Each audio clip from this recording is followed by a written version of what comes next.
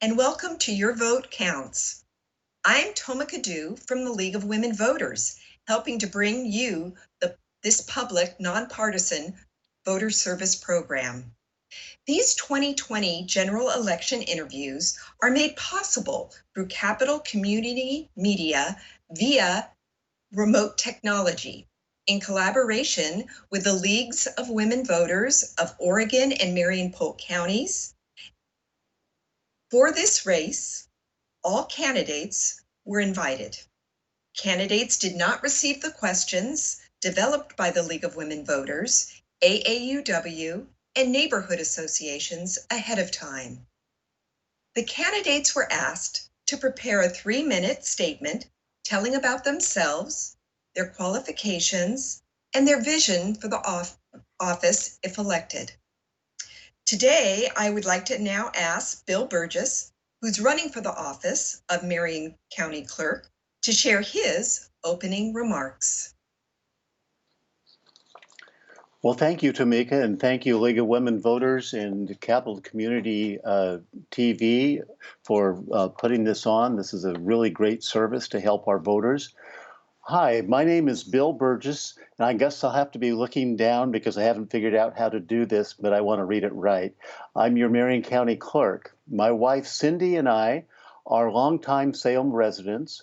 We have 2 adult children and 1 adult granddaughter. I came to Salem as a Bi-Mart pharmacy manager, and while on the Salem City Council, I went back to college to earn a Master of Public Administration at Lewis and Clark. I have served on the Marion County as your Marion County Clerk for 15 years, administering over 50 elections.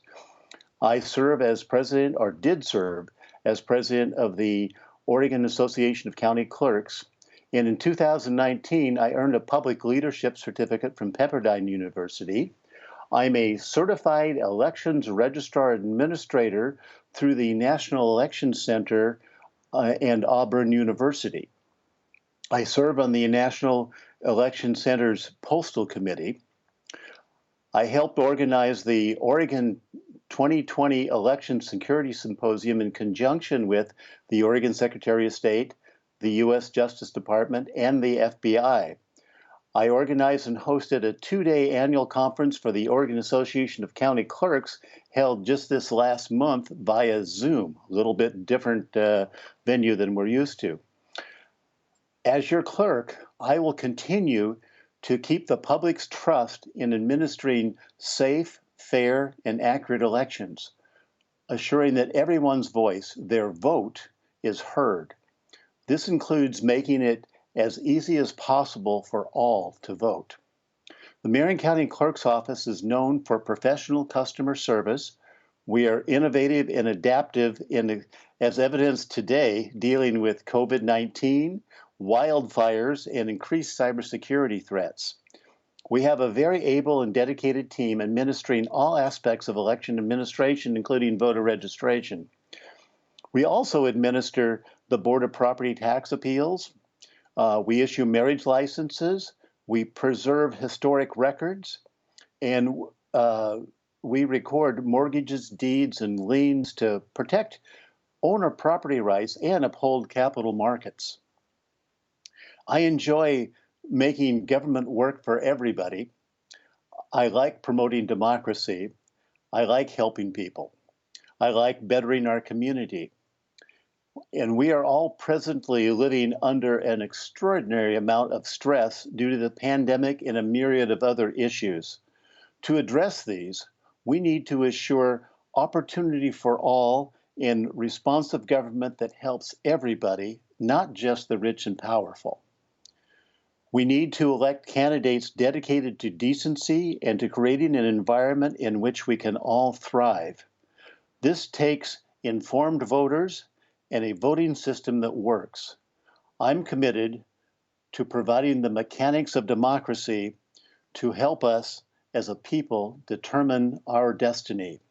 I ask for your vote and your active support. Please visit www.electbillburgess.com, and thank you for listening. Bill, tell us why you believe in the security of elections in Marion County. Well, you have to have secure elections for people to certainly to trust the outcomes. The whole idea of the legitimacy of government or the legitimacy of democracy, of us governing ourselves, is dependent upon secure elections that we know are accurate, and not only accurate but accessible for all to vote, but also that they haven't been manipulated in any way. And we've gone to, well, numerous steps to try to keep that from happening in both the physical environment and the cyber environment, through procedures and through different other mechanisms to make it secure. Security is always an issue, and it's a moving target too, in that once you think you've got something taken care of in one area, you can see another area pop up. For instance, I had a person from Homeland Security come and do a survey of our office just recently and came up with some other tips that we're addressing. You mentioned in your opening statement about our recent wildfires. What measures are being taken to assure our fire displaced population will be able to vote on November 3rd? Well, for one, the ballots aren't going out until October the 14th. So, as it is right now, we're going to send the ballots to the address that they have on file with us. Their residential address is important to determine what they're going to vote on, like which city they're in or which portion of a city they're in determines which ballot we send them. But their mailing address can go to anywhere in the world. So if a voter wants us to send it to another place, we can do that. If the voter wants to just pick it up at my office, we can arrange for that too. A lot of ways to do that. Probably the easiest way is to just get on the horn and call our office, okay? But there are other ways too. You can send an email to another address.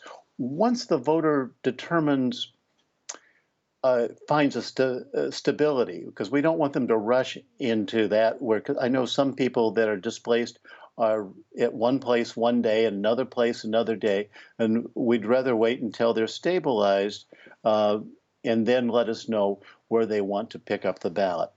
And if they want to, they can even come into our office as early as this Monday if they feel that they really need to. We discourage people from doing that because we want to get that ballot to them on the 14th. We've already got our envelopes database set and ready to address envelopes and all that, and that process is going to start this particular Monday. But that's all right if you get a second ballot, because we can stop the first ballot or kill the first ballot that maybe came to your address that wasn't there.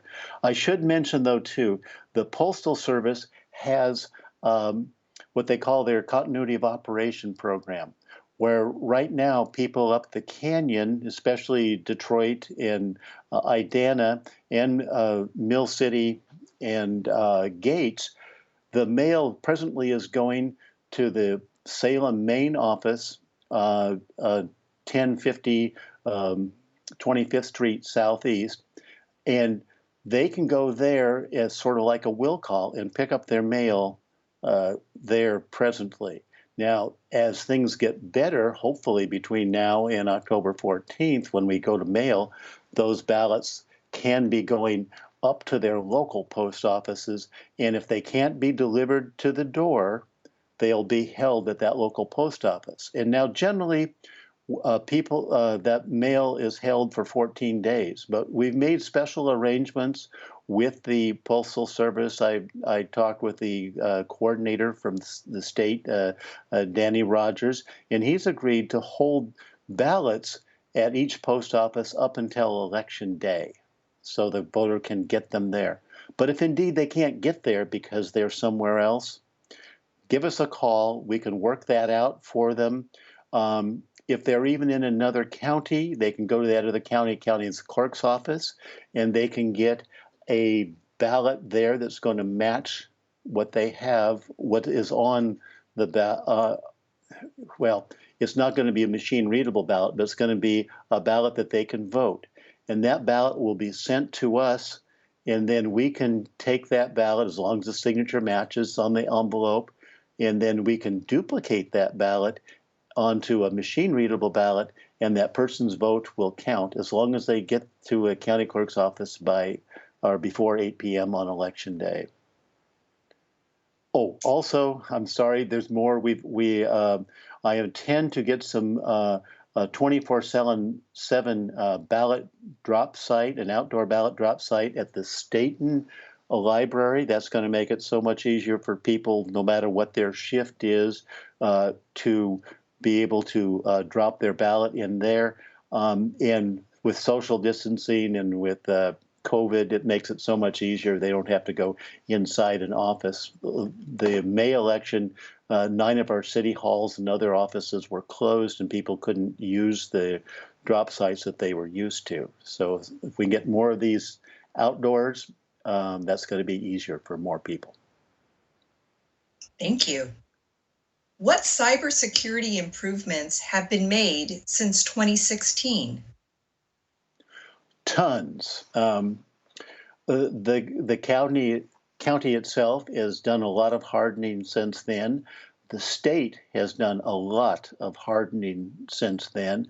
I don't want to go into some of the exact details, but there's been a lot done. And one of the greatest things is information sharing since 2016 amongst counties, amongst states, and nationally. And this is through Department of Homeland Security. I'm a member of the Elections Infrastructure Information and Analysis Center. And we also have that for what we call the multi-state Information Analysis Center too.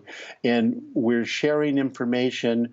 Department of Homeland Security is in it, but also our vendors and private industry folks, so that we're just learning more and more about the things that we need to do to thwart most of the attacks that come our way. And we have attacks come our way thousands a day. What concerns, if any, do you have about elections at the state or county levels? Well, my biggest concern is that voters get out and vote, and so that we can hear their voice. I want to make it as easy as possible for voters to vote.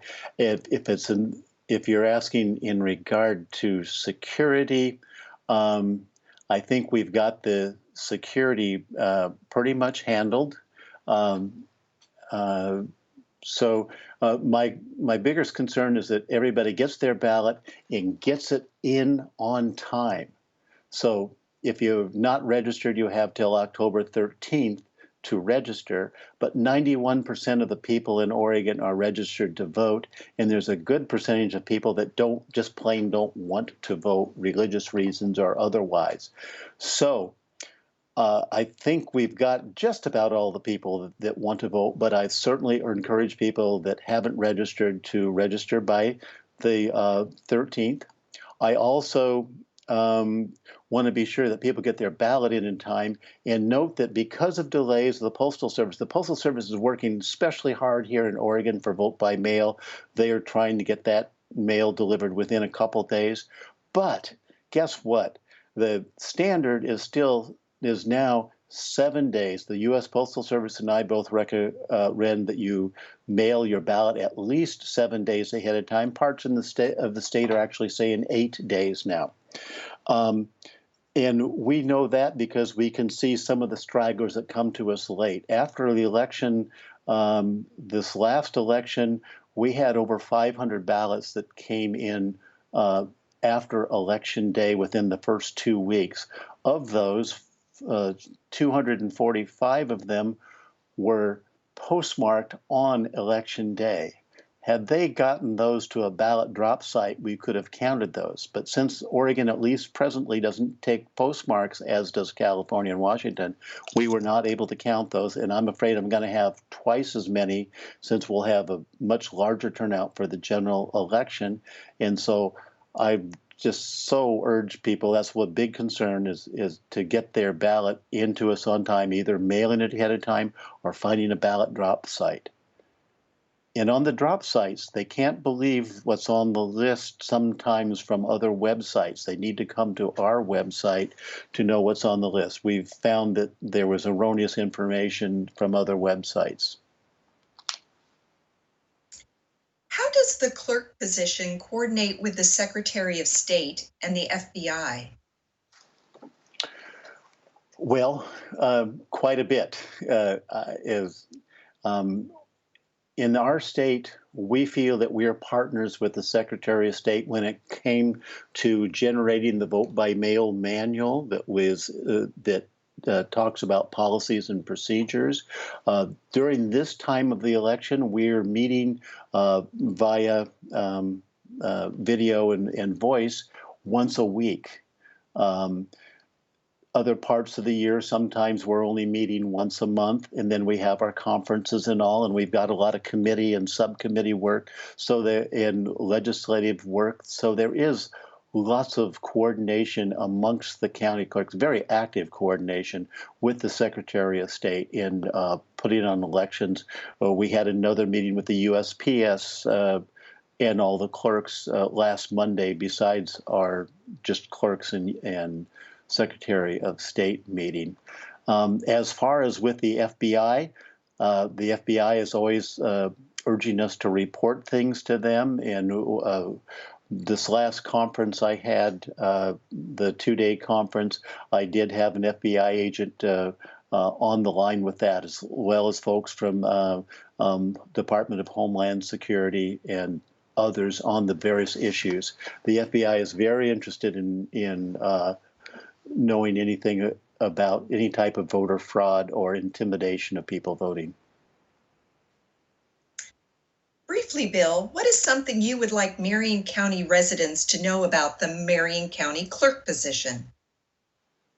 Well, I love the work. It's an exciting position. I get to work with a lot of really neat and cool people that are dedicated to customer service, dedicated to democracy, dedicated to doing the best for their fellow citizens and uplifting our community. I also like it because I also work on the statewide and the national level in different committees where we can help promote the idea of elections and democracy and find better ways of making that happen and serve people better, faster, more efficiently.